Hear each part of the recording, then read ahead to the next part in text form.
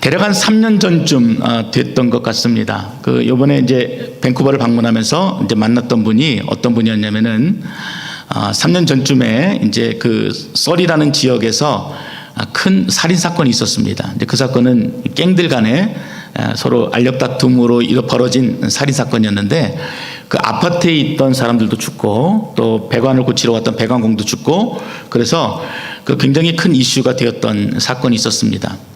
근데 이제 저희 교회에 있었던 그 집사님이 그 집에 이제 그 근처에 가다가 그 살인 사건에 연루되었던 이제 살인범들을 목격을 했어요. 그러니까 들어가는 걸 본 겁니다.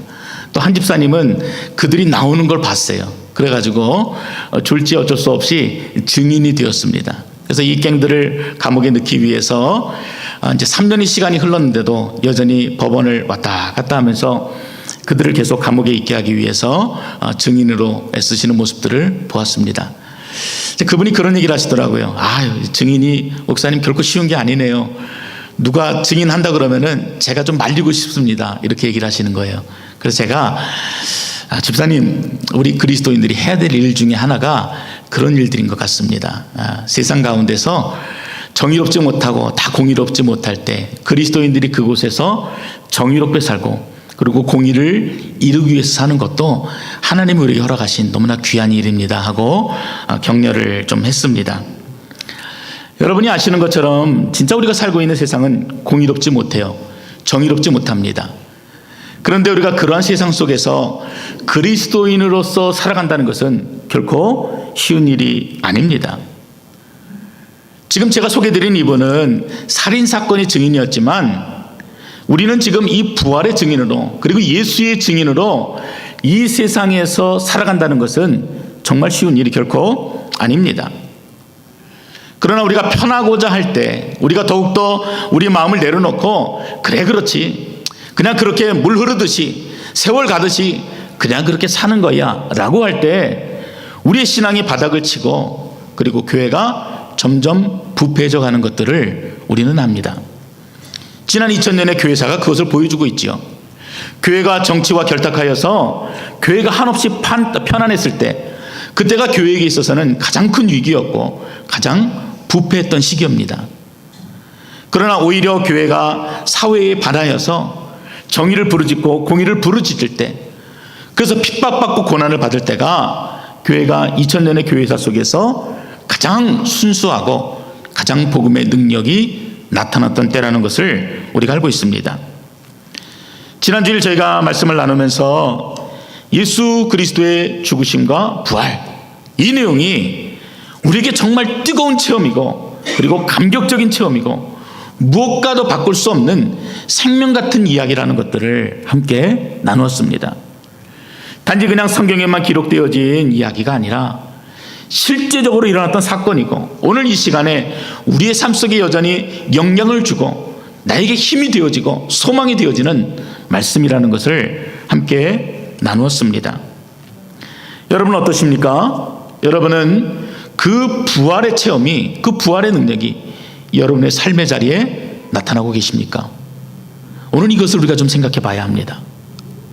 내가 분명히 예수의 사람인데, 내가 분명히 지난주일에 그 다시 살아나신 주님으로 인해서 내가 기쁜 마음을 가지고 예배를 드렸는데, 내가 이제 삶의 자리에 돌아갔을 때 그 부활의 능력이, 예수를 아는 그 기쁨이 나의 삶 속에서 나타나고 있느냐 말입니다. 주님은 죽으신 분이 아니라 살아나셨다면은 내가 가정에 있던 일터에 있던 주님의 그 부활의 능력이 나를 통해서 분명히 나타나고 드러나야 하는데, 바로 그것이 내가 부활의 증인으로 살아간다는 것인데, 여러분 그렇게 살아가고 계십니까? 아마 자신 있게 대답하지 못할 것입니다. 어렵죠. 그러나 우리에게 분명한 것은 무엇입니까?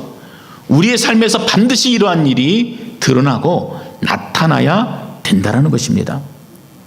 내가 눈을 들면은 주님이 보여야지요. 내가 귀를 기울여서 예수 음성 듣기를 원한다면은 여러분 주님의 음성을 들으셔야죠. 내 삶 속에서 예수를 경험하고 체험하고 그 주님과 더불어 살기를 원한다면은 여러분의 삶에서 그러한 일들이 실질적으로 나타나고 드러나야 합니다. 그것이 바로 증인의 삶이에요.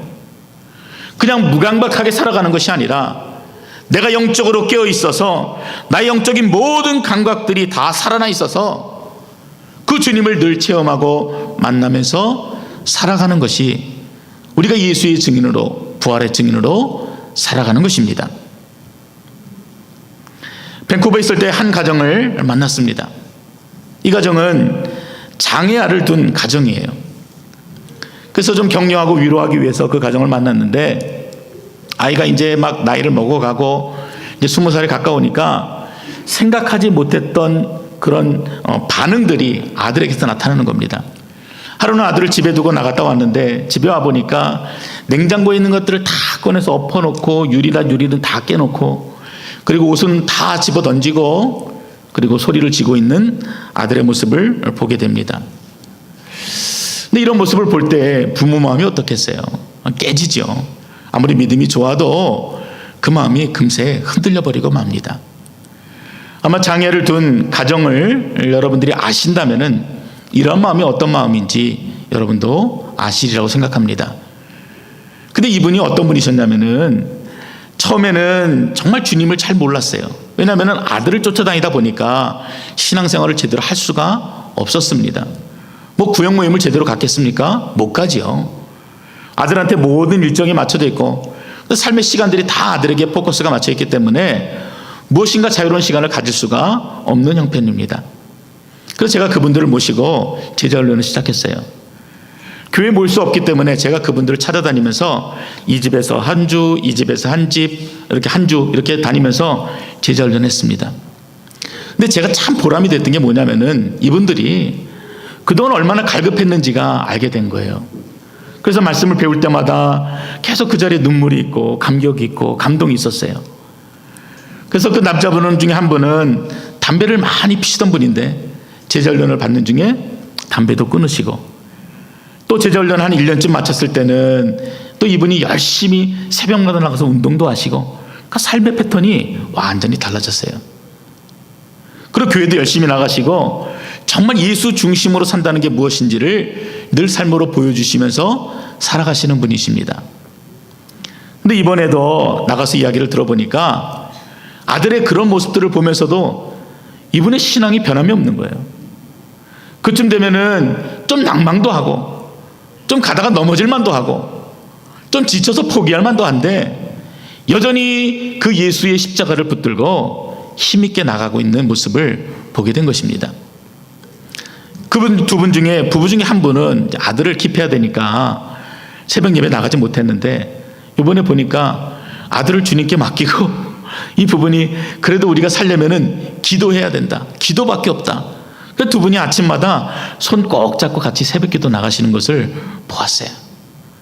제 마음이 얼마나 기뻤겠습니까? 아, 예수 믿는다는 게 그런 것이구나. 산다는 것이 이 세상이 결코 우리에게 쉽지 않지만 그러나 소망 되신 주님을 붙들고 살아나가는 것이 바로 부활의 증인으로 사는 것이구나 하는 것들을 제가 깊이 느끼고 왔습니다. 나가 있는 동안에도 제가 마음이 편하지 못했겠죠. 왜요? 말씀을 준비해야 되니까요. 그런데도 불구하고 만나는 분들마다 그분을 통해서 정말 예수 믿는 자의 삶이 어떤지를 알게 되고 깨닫게 되어지니까 제 자신이 너무나 초라하고 부끄럽게 느껴졌습니다. 오늘 우리가 함께 읽은 이 요한복음 20장에는요 그러한 자들의 모습들이 나타납니다. 예수를 믿고 변화된 자들, 특별히 예수님의 부활을 목격한 증인들이 어떻게 변화되어져 있는지가 오늘 요한복음 20장에 아주 잘 나타납니다. 사실은 이 요한은 이 일들을 기록하면서 굉장히 소수의 인원만 나타났지만 사도 바울의 고백을 통해서 보면은 예수님의 부활을 직접적으로 목격한 사람은요 미니멈 513명 이상입니다. 여자는 포함하지도 않았습니다. 아이들도 포함하지 않았습니다. 직접 예수의 부활을 목격한 자가 상상할 수 없이 많다는 것을 말하고 있어요. 결코 부족하지 않습니다. 그런데 요한은 이 일들을 아주 간단하게 정리하고 있는데 그 많은 사건들을 다 기록한 것이 아니라 그 중에서 대표적인 세 그룹의 사람들을 오늘 본문에서 소개하고 있습니다. 하나는 우리가 잘 아는 막달라 마리아라고 하는 여인이 예수의 부활 앞에서 어떻게 행동했는지 그 이야기를 적고 있고, 그리고 예수님의 부활을 경험한 제자들의 이야기가 나와 있고, 그리고 마지막에는 우리가 알고 있는 의심 많은 도마의 이야기가 나와 있습니다. 그래서 오늘은 이 세 그룹에 있는 사람들의 내용들을 우리가 좀 살펴보면서 어떻게 우리가 이 세상에서 그리스도인으로서 부활의 증인으로서 살아야 하는지를 여러분과 함께 나누고자 하는 것입니다. 오늘 성령께서 우리들의 마음을 조명해 주셔서 우리의 죄악과 우리의 나태함이 온전히 깨닫게 되어 주시기를 주의 이름으로 축원드립니다. 먼저는 막달라 마리아입니다. 이 성경에는 이 마리아라는 이름이 많이 등장하죠. 예수의 어머니 마리아하고는 다른 사람입니다.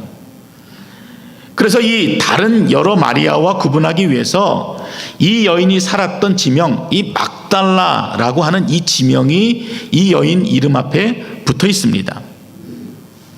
이 여인을 한마디로 표현한다면 굉장히 사랑이 많은 여인이에요. 지금 너무나 예수님을 사랑해서 그 예수님한테 흠뻑 빠져 있는 여인입니다. 근데 오늘 본문에서 이 여인을 소개할 때 어떻게 소개하냐면은 가슴을 치면서 울고 있는, 한없이 슬퍼하는 여인으로 오늘 본문이 소개합니다. 이 여인의 모습이 쉽게 이해가 되는 것은 이 마가복음 16장 9절에 보면은 이 여인을 이렇게 소개합니다. 예수께서 안식 후 첫날 이른 아침에 살아나신 후 전에 7 귀신을 쫓아내어 주신 막달라 마리아에게 먼저 보이시니, 여인의 배경이잖아요. 이전에 자신이 귀신 들려서 사회로부터 가정으로부터 철저하게 소외당하고 왕따당하고 죽지 못해 살아가고 있을 때 그때 주님을 만났던 여인이에요. 새 생명을 얻었던 여인이 바로 이 마리아입니다. 근데 이 여인이 지금 어디에 있냐면은 예수 그리스도께서 장사가 되시고 안식 후 첫날 아침에 예수님의 무덤을 찾아간 것입니다. 근데 자신의 눈앞에 본 것은 죽어서 고이 누워 계신 예수님의 모습이 아니라 흔적조차 남아있지 않은 그런 빈 무덤의 모습을 발견한 것이에요. 내가 만난 주님, 내가 뜨겁게 체험한 주님, 나를 살려주신 주님이 지금 눈앞에 보이지 않아서 슬퍼하고 울고 있는 것입니다. 아마 마리아는 생각했을 거예요. 내가 할 수 있는 일이 무엇일까? 다른 사람들은 다 예수를 버리고 도망했고 제자들조차도 예수를 부인하고 다 흩어져 숨어버렸지만 그래도 나는 나를 살려준 예수님을 위해서 내 생명조차 아낌없이 내어 놓아야겠다. 나는 덤으로 사는 것이니까. 그래서 내가 예수님을 장사해야 되겠다, 이 생각을 했던 것입니다. 근데 안식일이 얼마 남지 않았어요. 시간이 촉박합니다. 서둘러서 향료를 준비하고 세마포를 준비하고 예수님의 시신을 장사하기 위해서 준비해가지고 서둘러서 이른 아침에 간 거예요. 무덤 앞으로 뛰어갔어요. 근데 눈앞에 보인 것은 예수님의 빈 무덤이었던 것입니다. 그래서 마리아는 그나마 자신이 예수님을 위해서 할 수 있다고 여겼던 그 일마저도 못하게 되는 그 슬픔에 휩싸여서 눈물을 흘리고 있습니다. 근데 그때 예수님이 이 마리아를 찾아오셨습니다. 부활하신 예수님이 이 슬픔 가운데 있는 마리아를 찾아오셔서 이렇게 물으시는 것입니다. 여자여, 어찌하여 울고 있느냐? 막 눈물 범벅이니까 그게 누군지 보였겠어요? 안 보였죠. 그러니까 이 여인이 그렇게 말하는 이가 이 동산을 지키고 이 무덤을 지키는 사람인 줄 알았습니다.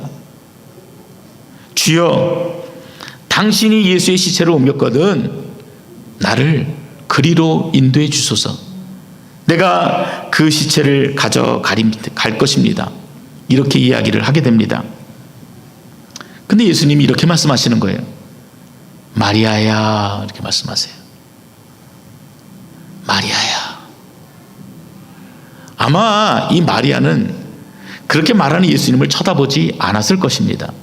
근데 이 마리아야 하는 그 음성을 듣는 순간 그 말하는 이가 누구인지를 분명하게 깨달았어요.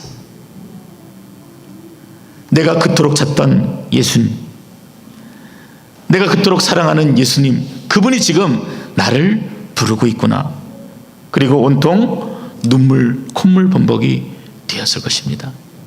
그분 앞에 엎드렸지요. 어떻게 그 감격을 말로 다 표현할 수가 있겠어요? 어떻게 글로 다 적을 수가 있겠습니까? 그토록 사모하고 그토록 바라던 예수 그리스도를 지금 음성으로 듣게 되고 지금 눈앞에서 보게 되었는데 어떻게 그 일들을 성경이 다 기록할 수가 있겠습니까? 간략하게 기록하고 있어요. 그리고 천천히 고개를 돌렸습니다. 그리고 예수님을 보고는 라보니, 히브리 말로 선생님, 평상시 자신이 친근감 있게 불렀던 그 예수 그리스도를 다시 불러본 것입니다. 여러분, 그녀의 모습을 한번 그려보시기 바라요. 그 오랫동안 마음으로 응어리졌던 그 고통, 아픔, 슬픔, 예수를 잃어버리고 감당할 수 없는 그 슬픔 속에서 희망조차 없던 그 여인이 마리아라 하는 그 음성을 듣고 눈을 들어서 선생님 하고 있는 그 모습을 여러분 생각해 보시기 바랍니다. 그 마음에 있던 모든 걱정들과 원망들과 미움들과 상처들이 한순간에 다 날아가 버렸을 것이에요. 여러분, 이것이 바로 부활의 기쁨을 삶으로 고백하는 자의 모습입니다. 우리가 주님을 만나고 우리가 부활의 주님을 고백하고 또 삶에서 그 주님을 늘 체험하며 살아간다는 것은 내 눈앞에 보이는 이 현실에 안주하는 것이 아니라 그 고통을 이겨내는 기쁨 가운데 살아가는 귀한 믿음이라는 것을 여러분들이 기억할 수 있기를 바랍니다. 우리에게는 그러한 시각이 필요해요. 주님 안에서 이 문제를 바라보는 그런 마음의 자세가 필요합니다. 믿음 안에서 내 문제를 바라보고 믿음 안에서 슬픔을 바라보고 믿음 안에서 나의 이 모든 상황들을 극복하는 그 믿음이 우리에게 필요하다는 것입니다. 부활의 증인으로 살아간다는 것은 이러한 기쁨이 늘 우리 안에 충만하게 살아간다는 것이에요. 삶의 자리가 달라지지 않아요, 여러분. 여전히 한 문제가 끝나면은 또 다른 문제가 내 인생에 다가옵니다. 여전히 그것들 때문에 넘어져요. 그래도 우리가 부활의 증인으로 살아간다는 것은 그럼에도 불구하고 내 입술과 내 표정은 환하게 웃으며 그 영광의 주님을 노래하고 있다는 것입니다. 저는요, 찬양대가 찬양할 때요, 저도 모르게 표정이 밝아져요. 왜 그런 줄 아십니까? 이분들 찬양하는 모습을 보면은요, 그분들 미소에 따라서 제 입술도 똑같이 변해가요. 우리가 그러는 것이에요. 주님 앞에 예배드리고 주님 앞에 나와서 찬양하는 것도 참 중요하지만 삶의 자리에 돌아가서도 그 감격과 기쁨이 식어지지 않고 우리 입술과 표정을 통해서 그 일들이 나타나는 것이 바로 부활의 증인으로 살아가는 것입니다. 우리 중에는 여전히 슬픔 가운데 계신 분들이 계세요. 이정근 장로님은 여전히 병원에 계시고 또 먼저 가족 중에 세상을 떠나보낸 분도 이 자리에 계십니다. 늘 생각하지요. 생각나지요. 그러나 그 슬픔 속에서도 그 아픔과 어려움 속에서도 경제적으로 어렵고 비즈니스는 어렵고 그 고통 속에서도 나와 함께 하시는 그 주님을 경험하는, 그래서 주님 안에 있는 기쁨이 나의 기쁨이 되어서 내 입술과 내 표정을 통해서 흘러나오는 그런 은혜가 여러분 안에 있으시기를 주의 이름으로 축원드립니다. 한 분을 더 소개할까요? 이분도 이제 장애아를 두신 분이세요. 이번에 이분을 만나지는 못했는데 이번에 소식을 좀 들었어요. 근데 이제 아들이 이제 30살이 좀 돼가요. 근데 이제 자폐를 가지고 있기 때문에 여전히 문제가 많습니다. 근데 이 아들이 의사와 있는 상황 속에서 문제 행동을 좀 심하게 보인 거예요.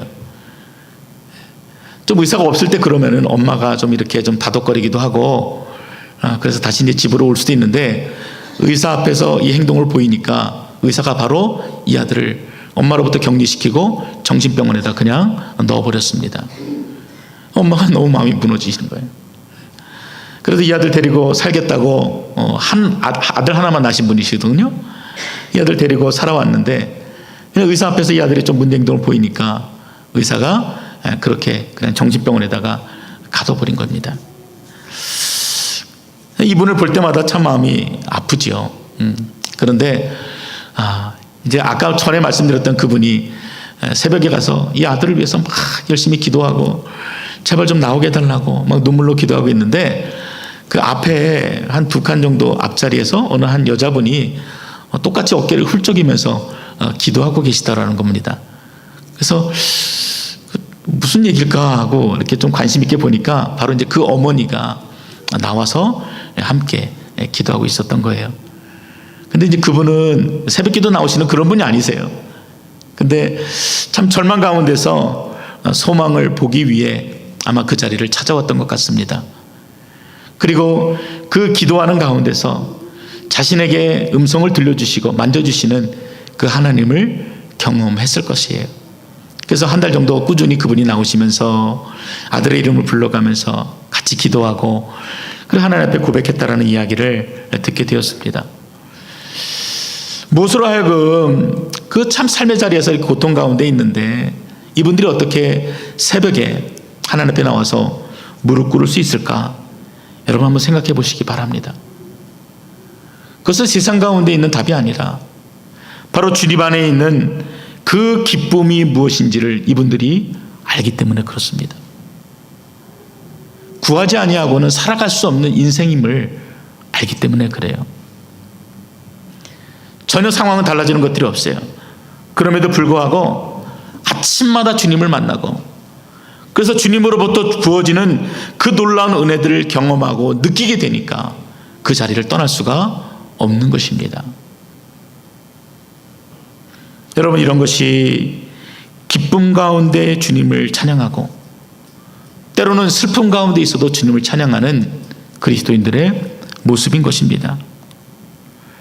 많이 힘들지요. 어렵지요. 그래도 여러분과 함께 계시는 그 주님을 여러분이 붙드셔야 합니다. 여러분 어떻게 붙드시겠습니까? 기도하셔야 돼요. 엎드리셔야 합니다. 새벽 기도 꼭 이 자리에 나오라고 여러분들에게 말씀드리는 것이 아니에요. 그 자리가 어디건 어떤 시간이건 여러분들이 무릎 꿇고 주님을 만나는 그 은혜가 있어야지만 여러분이 사실 수가 있는 것입니다. 두 번째로 살펴볼 증인들은 제자들입니다. 이 부활하신 주님께서 찾아간 사람들이 누구냐면은 두려움에 떨고 있는 제자들이에요. 근데 이 제자들은 어떤 사람들입니까? 지금 자기 살겠다고 예수를 부인하고 떠난 자들입니다. 여러분이 아시는 것처럼 가룟 유다는 이미 목매달아 죽었고, 그리고 도마는 어떤 일인지 모르겠는데 그 자리에 없었기 때문에 10명의 제자들이 똘똘 뭉쳐서 발발발 떨고 있었을 거예요. 야, 우리도 예수님처럼 끌려가서 죽으면 어떡하나? 사람들이 보이지 않는 곳에, 이목이 집중되지 않는 곳에 모여서 숨어 있었던 그 자리에 예수님이 나타나신 것입니다. 분명히 문을 잠갔는데 예수님이 자신들의 한가운데 서서 말씀하시는 것이에요. 그리고 뭐라 말씀하시냐면은 너희에게 평강이 있을지어다, 이렇게 말씀하시는 겁니다. 여러분 쉽게 넘길 내용이 아니에요. 지금 이 제자들은 어떤 자들이냐면은 예수님을 버린 자들이잖아요. 3년 동안 열심히 훈련시켰는데 지금 이 모든 것들이 다 수포로 돌아가고 원점으로 돌아간 자들이에요. 근데 그런 자들 앞에 예수님이 다시 나타나신 것이, 그리고 너무나 따스한 음성으로, 온유한 음성으로 너희에게 평안이 있을지어다, 샬롬하고 인사하는 겁니다. 그리고 제자들에게 자신의 손을 보여주셨어요. 그리고 못 박힌 그 자국을 만지게 하셨습니다. 자신의 옆구리를 보여주셨어요. 창에 깊이 찔려서 너를 위해서 흘렸던 나의 피를 주님이 보여주셨습니다. 여러분, 제자들이 지금 잘해서 칭찬받을 만해서 예수님이 손수 나타나서 이처럼 평강을 빌어주고, 그리고 친히 손과 발의 못자국을 보여주시는 것이 아니에요. 자격이 없어요. 오히려 책망받아 마땅하지요. 너희들이 이처럼 나를 버리고, 너희들이 이처럼 나를 배신하고, 너희들이 끝까지 나를 모른다고 부인하고 이 자리에 숨어 있느냐, 이런 XX야, 이렇게 얘기를 들어도 마땅한 자들입니다. 그런데 그들에게 찾아오셔서 주님이 말할 수 없는 그 사랑의 모습으로 말씀하시는 거예요. 너희에게 평강이 있을지어다. 이 사랑을 우리가 어떻게 표현할 수가 있겠어요? 누가복음 24장에 보면은 이 상황이 조금 더 자세하게 소개되어집니다. 제자들이 먼저 예수님을 두려워했다 했어요. 왜냐하면은 예수님이 부활하시리라고는 전혀 상상하지 못했기 때문에 그렇습니다. 예수님 말씀은 하셨지요. 그 앞에서 믿는다고는 했지요. 그런데 실제로 예수님이 부활해서 내 눈앞에 나타날 것이라고 조금도 생각했지 못했던 것이에요. 그래서 그 주님이 너무나 두려웠던 것입니다. 무서웠던 것이에요. 그런 제자들에게 예수님이 말씀하십니다. 어찌하여 두려워하며 어찌하여 마음에 의심이 일어나느냐? 내 손과 발을 보고 나인 줄 알라. 또 나를 만져보라. 이렇게 말씀하시는 것입니다. 그리고 제자들에게 아주 의미심장한, 그리고 오늘 우리가 꼭 들어야 될 너무나 귀한 말씀을 이때 전해주십니다. 누가복음 24장 48절의 말씀인데 거기 이렇게 한 줄로 기록되어 있습니다. 너희는 이 모든 일에 증인이라. 여러분 아멘 하십니까? 아멘. 우리도 도망하는 자잖아요. 우리도 숨는 자잖아요. 그럼에도 불구하고 우리에게 찾아오셔서 오늘 우리에게 말씀을 들려주시고, 그리고 동일하게 우리를 향해서 너 또한 이 일의 증인이다라고 말씀해 주시는 것입니다. 그리고 누가복음에 보면은 어떻게 말씀하시냐면은 그러므로 너희가 성령을 받으라.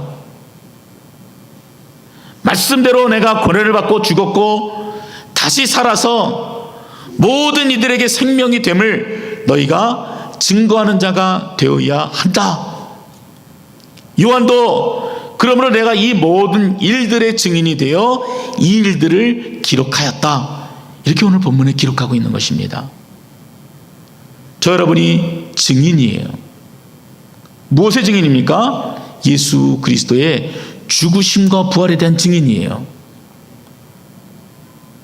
오늘 주님이 이 일을 위해서 우리에게 성령 충만을 받으라고 말씀하시고, 그리고 동일하게 이 일을 위해서 우리가 하나님 앞에 더욱더 엎드리고 더욱더 하나님의 은혜를 체험해야 되고 더욱더 그 음성에 순종하는 자가 되어야 된다라고 말씀해 주시는 것입니다.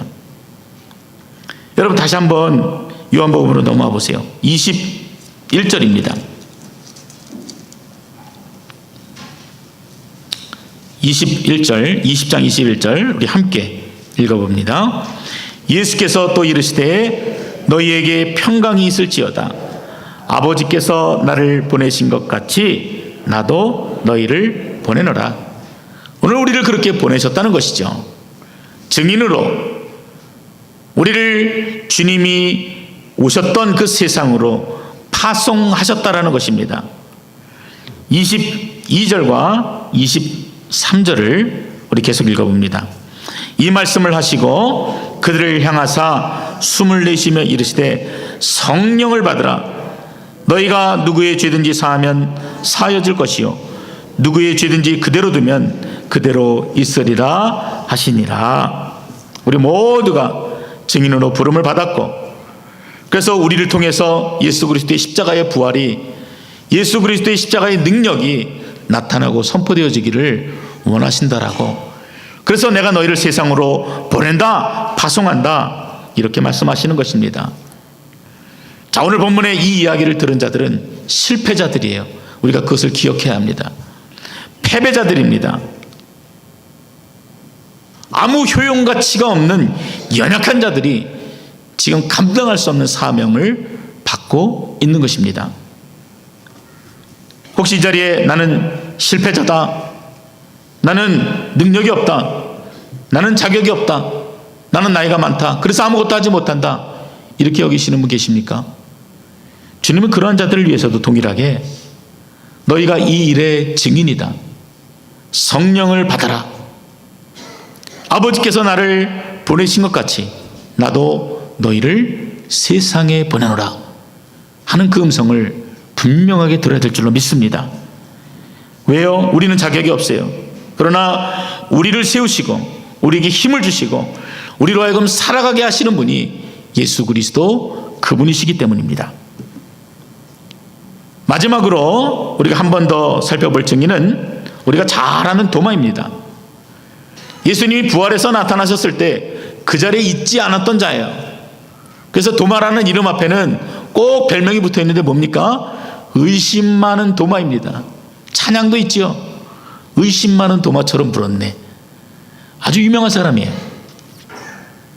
근데 이 사람이 지금 어떠한 마음으로 예수님을 대하고 있는지 우리가 그 감정을 조금 더 봐야 합니다. 오늘 이 본문에 보면은 이 도마가 예수님을 만나게 됩니다. 근데 만나기 이전에 있었던 사건이 한 가지가 기록이 되어져 있어요. 24절부터 25절이 그 내용인데, 도마가 외출해서 다시 제자들이 있는 곳으로 와 보니까 제자들이 난리가 났습니다. 아마 지금 이런 상황일 거예요. 야, 어디 갔다 이제 왔니? 방금 전에 예수님께서 이 자리에 오셨어. 우리가 봤지, 만났지. 막 난리가 났어요. 내가 그 못자국을 만져봤어. 내가 그 창자국을 만져봤어. 막 뜨겁고 난리가 났어요. 근데 도마가 그것을 보고 뭐라고 얘기하냐면은, 너희들은 경험했냐? 내가 그 못자국을 만져보지 않으면 나는 안 믿는다.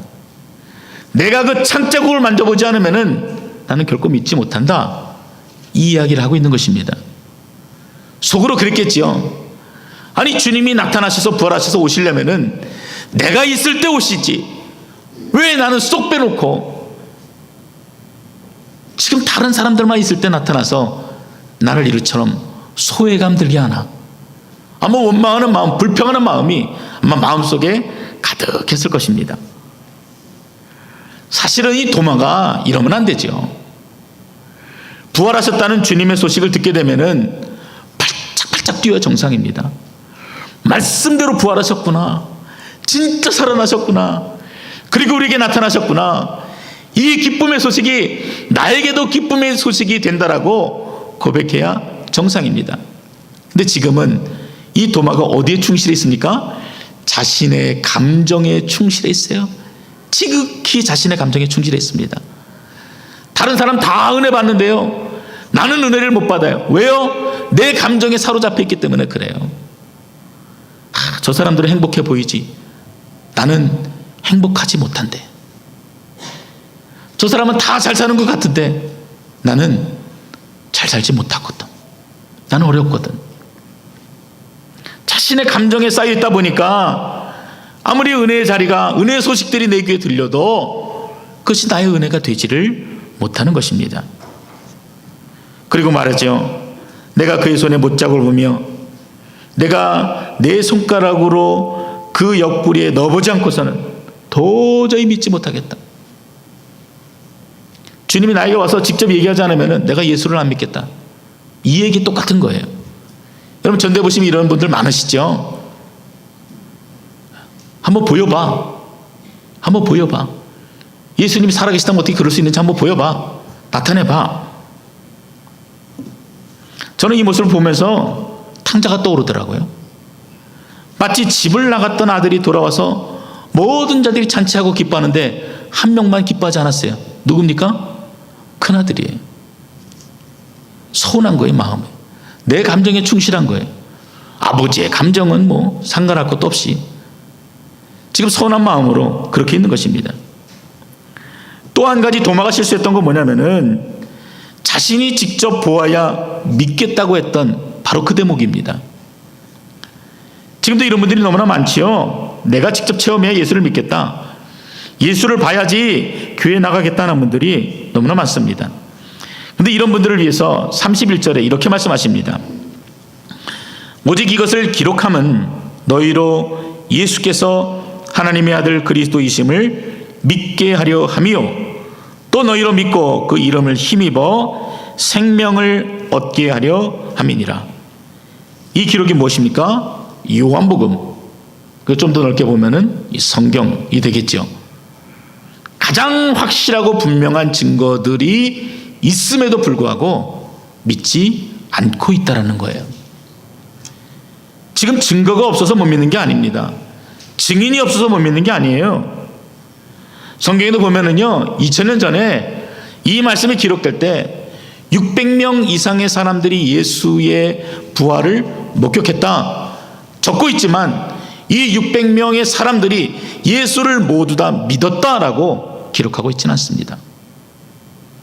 보았다고 믿는 것이 아니에요.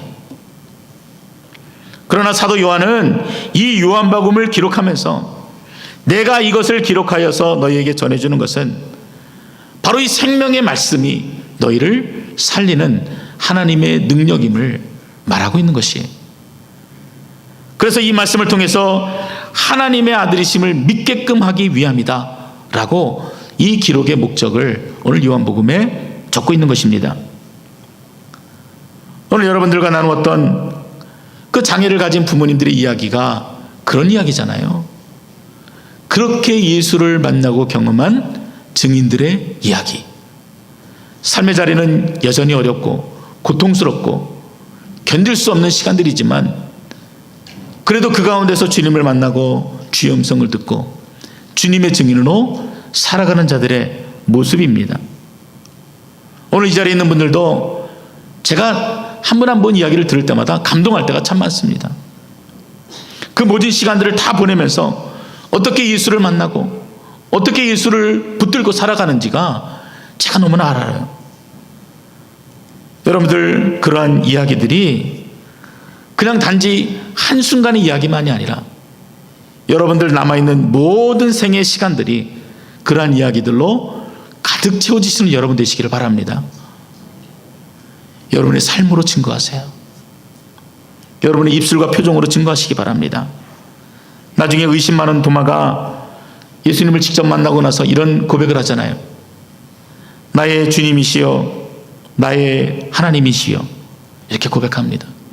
그제서야 얼마나 자신이 부끄러웠겠어요. 눈물로 펑펑 고백하는 것이죠.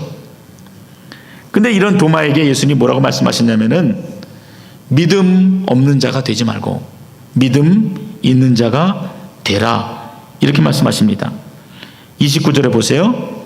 그리고 말씀하시기를 너는 나를 본고로 믿느냐 보지 못하고 믿는 자들은 복되도다. 아멘. 사랑하는 형제 여러분, 이 말씀을 들은 도마는요 그때부터 완전히 믿음의 사람이 되었어요. 보지 못해도 믿는 믿음이 무엇인지를 깨달았어요. 여러분 안에도 그런 은혜가 있으시기를 바랍니다. 그 도마의 인생이 완전히 달라졌어요. 결국 수십 년 후에 인도에 가서 복음을 전하고 외치다가요 그리고 순교의 자리까지 나갔습니다. 오늘 이 자리에는 예수의 부활에 대해서 분명한 확신을 가지고 있는 분도 계시고 알아가고 있는 분들이시고 여전히 회의적인 마음을 가지고 의심하는 모습으로 살아가는 분도 계십니다. 주님께서는 그런 분들에게 다가가시는 거예요. 우리가 자격이 있어서 만나는 게 아니라 여전히 다가오셔서 내게 말씀해 주십니다.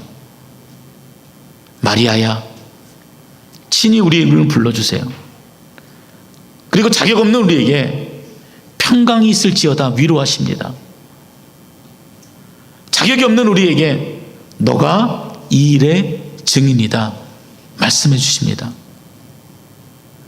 그 음성을 들으시고 부활의 증인으로 살아가시는, 그래서 여러분을 통해서 주님이 높아지고 또 여러분의 가정과 이 베들교회를 통해서 더욱더 주님이 영광을 받으시는 귀하고 복된 인생을 사시기를 주님의 이름으로 축원드립니다. 아멘.